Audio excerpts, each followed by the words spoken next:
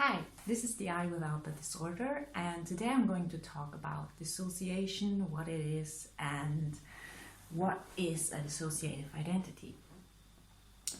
So, a dissociative identity happens or comes about when a very young child, an infant, is subjugated to ongoing trauma at a very early age. So they have complex trauma. Complex trauma means that it's not one single event, it's a series of events over a long period of time. A lot of different single traumas that happen. And usually this means childhood trauma. So the professionals don't agree up to what age a dissociative identity can develop. Some say complex trauma has to happen before you're 5. Others say it can be up to 8 years old. So that isn't clear. But what is clear is that it has to happen to you while your brain is still developing. So the truth is that nobody's born with an integrated personality. We're all born with these different parts. Everyone has parts. Everyone has different emotional states, and as we grow we learn to take on different roles in different surroundings, different contexts. So the expression of a split personality, which was used a lot in the past and is also still being used by a lot of people today, is really misleading, because nothing gets split, nothing is broken, because the personality doesn't even grow together in the first place. That's because of the trauma. What should grow together, what should be connected through stable and safe surroundings, through love, doesn't happen because there's abuse and trauma. So let me give you an example.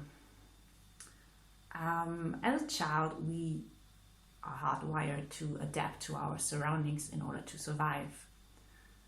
So when we learn that some of our behavior or some of our emotions that we display, that it isn't safe to display these emotions, that are met with not with support and understanding and patience, but with our caregivers getting angry at us, telling us off, or making fun of us, or ignoring the emotion altogether, then this causes trauma, because a child is dependent, especially very young children are dependent on their caregiver to co-regulate their emotions for them. They cannot regulate their own emotions. We aren't born with this ability. We need to learn that through our caregivers soothing us. So when the caregiver doesn't soothe the child but leaves them alone, it's an act of abandonment. It's emotional abandonment. And being abandoned, a young child being abandoned by the caregiver, is the absolute worst thing that can happen to them. Because in the wild, evolutionary speaking, in the wild, if a parent abandons their child, the child is lost. It means they will die, right? They cannot survive on their own. And this is true physically as much as emotionally, because this separation that we have in our culture of the body and emotions and the mind, on the other hand, it's not reality. It's all one. It's all the same system. It's all in our bodies. So when a child gets abandoned, that is traumatizing for them. So, for example, when a child gets angry and their caregiver gets angry at them in turn, or they make fun of them, or they just ignore their anger, then the child will learn that it's not safe to express anger, right? So they have to suppress the anger. Whenever they get angry, they will not express that anymore after a certain time. They will suppress it within themselves, push it down.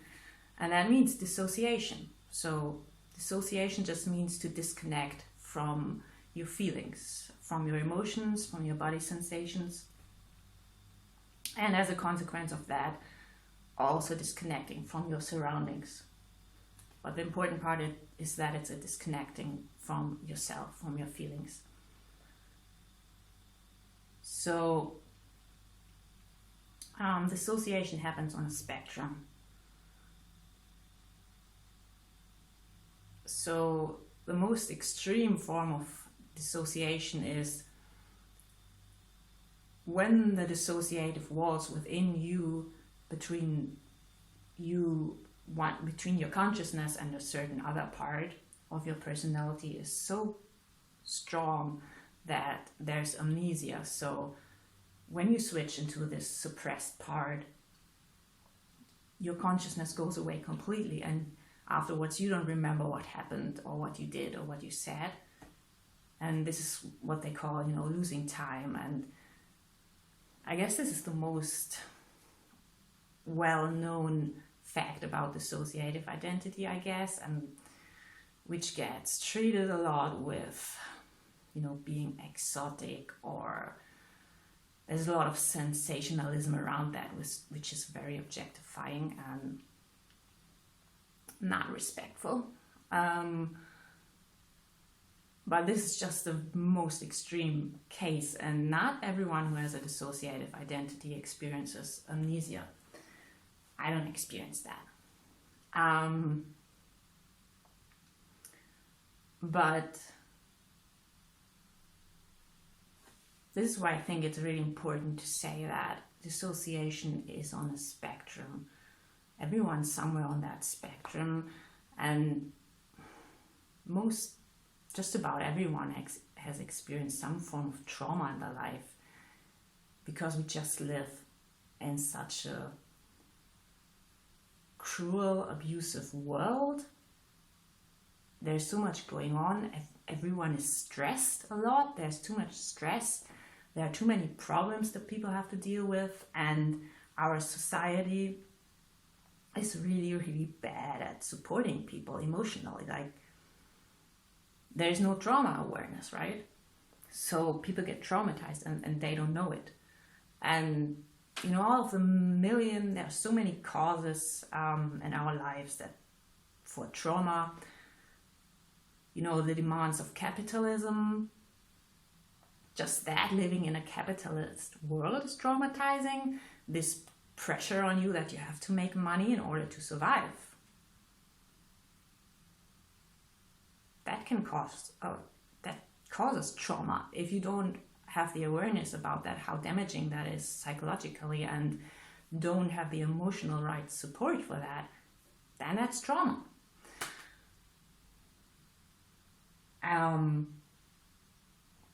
And of course, when a parent is stressed, that transfers onto the child, because the nervous system of the parent is basically soaked up by the child. That's co-regulation again. So already in the womb, when the mother is really stressed for whatever reasons, maybe because she doesn't get, enough support in her pregnancy, that will already influence the child, and that can already traumatize an unborn child. So poverty is another factor that causes a lot of intergenerational trauma. And then there's gender, which is a huge trauma for many in our Western society. For just about everyone, gender is a trauma, because most children still grow up learning that they have to suppress half of their humanity. One half learns that they have to suppress their vulnerability, and the other half learns that they have to suppress their anger. So that's dissociation. And that's trauma. So every boy, man who's not connected to his vulnerability, who doesn't feel able to connect to his sensitivity, he's on a dissociative spectrum, as well as all the girls and women who aren't able to express their anger and learned that they mustn't get angry, that they always need to be nice and pleasant. They are also on a dissociative spectrum. They have suppressed parts. So you could say that's a form of dissociative identity. It all just depends on how deep is the disconnection, how strong is the dissociation. Then, of course, there is a lot of other oppression going on in our society. There's racism, there's queerphobia, there's ableism, ageism, lookism, elitism, and I'm probably forgetting something, but there are so many ways in which a person can be discriminated and oppressed, and all of that is trauma again.